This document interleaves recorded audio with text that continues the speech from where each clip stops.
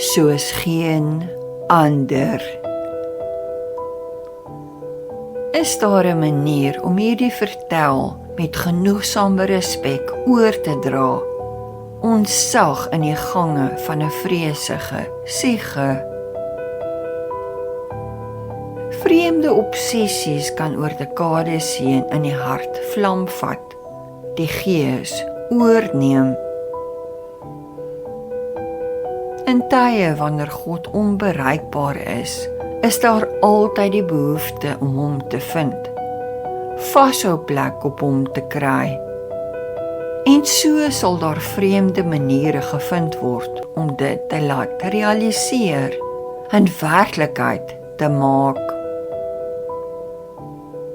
Ek wil drome oor hom hê, net om te sien hoe hy lyk, maar tog ook nie. Wat is hy kwaad, teleurgesteld, na my staar? Ek dink daaraan dat hy 'n fisiese liggaam gehad het, dat hy gesweet, honger en dors en met 'n tam liggaam na ure van loop in 'n warm son by 'n put gaan sit het, sy voete vol eelte en so ook sy hande. Hy was immers 'n vakman. Hy heel waarskynlik hoofpyn, ander kwale wat aardbewoners geken, by kere beleef het. Want hy was mens, net soos wat hy terselfdertyd ook God was. Ek dink daaraan dat hy 'n baie hoë mate van intellek moes gehad het. Hoe anders kan 'n 12-jarige kind met die professore van daardie tyd debatte, akademiese gesprekke in die heilige spasie van 'n tempel voer? En dit vir 3 aaneenlopende dae.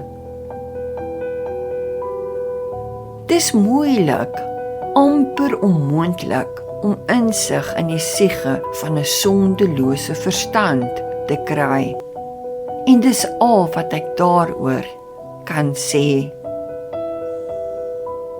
Hoe het hy fisies gelyk? Maal die gedagte telke male deur my nuuskierige, gefikseerde verstand. Was sy lippe dun? Sy wenkbroue velig? Hoe lank was hy? Was hy gespierd? Het hy gelag of was hy altyd ernstig? Was die are duidelik op sy hande en voete te sien? Was hy bereid om gereedelik omhelsings uit te deel? Sal hy sê dat hy teleurgesteld met my keuses was? And on, and on, and on. En soos ek hier sit en tik, raak die emosies en trane vlak. Want hy was en is regtig nie 'n winkelpop, 'n idee of avatar nie, maar 'n man, 'n verlosser, die ware God, vlees en bloed, 'n reëlmatige hartklop. Maar tog is ek bang vir hom,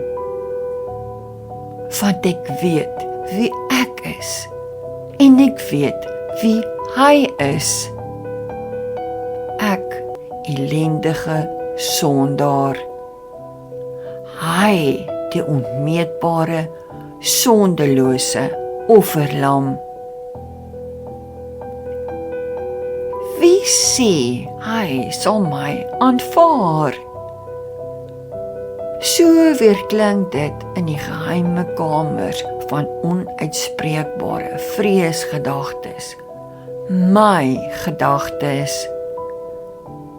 Dit wat ek nooit hardop aan ander sal erken nie. Wat as hy sê dat ek nie die toetse geslaag het nie? Dat ek te veel gejok, die waarheid verdraai en wrokke gekoester het. Altyd my eie sin wou hê. En nog, en nog, en nog. Ek luister gretig na die wat visioene van hom gehad het, my ore gespits. Huilend wanneer ek verneem dat sy lippe dun soos myne is. Hemelse hare, skouerlengte, glansend, bruin, goeie beenstruktuur, blas, vel, 'n gespierde liggaam, omvou met 'n glansende, spierwit kleed, onvergeetlike oë, gesaghebend, liefdevol, alwetend, dinamies, vloeiend soos die golwe van 'n onbereikbare, eindelose oseaan.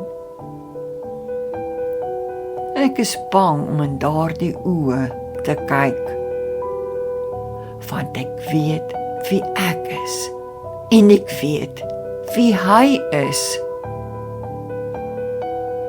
En om heeltemal eerlik te wees, ek is bang om in die wanhoopsel van ewige vuurpitte te beland. En so sal ek hom weer eens in my lewe, my hele wese innooi. Ek besef die realiteit van sy aardse bestaan. Hoe het sy stem geklink wanneer hy kwaad was, soos by die tempel, kretend aan die kruis. Moeder, daar is jou seun. Seun, daar is jou moeder.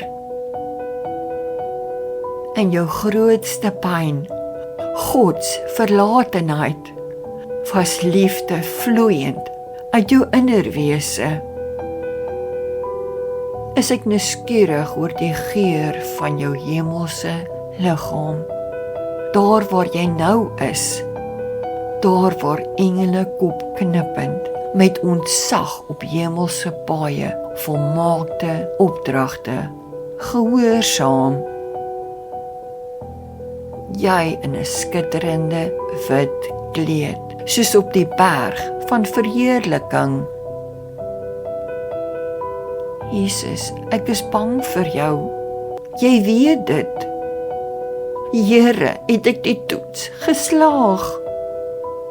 Sal U my toelaat om eendag te wees waar U is? Want ek weet wie ek is, en ek weet wie U is.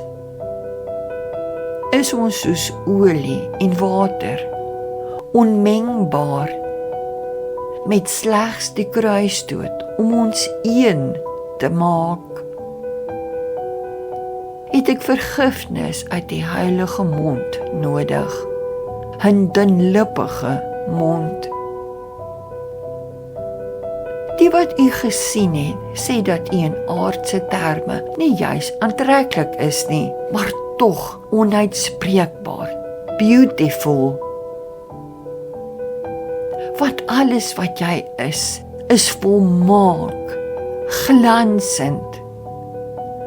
U, die Seun van God. Al waarop ek kan staan, is U kruisdood, U vergifnis. Want ek weet wie U is, en ek weet wie ek is. Ek, elendige sondaar.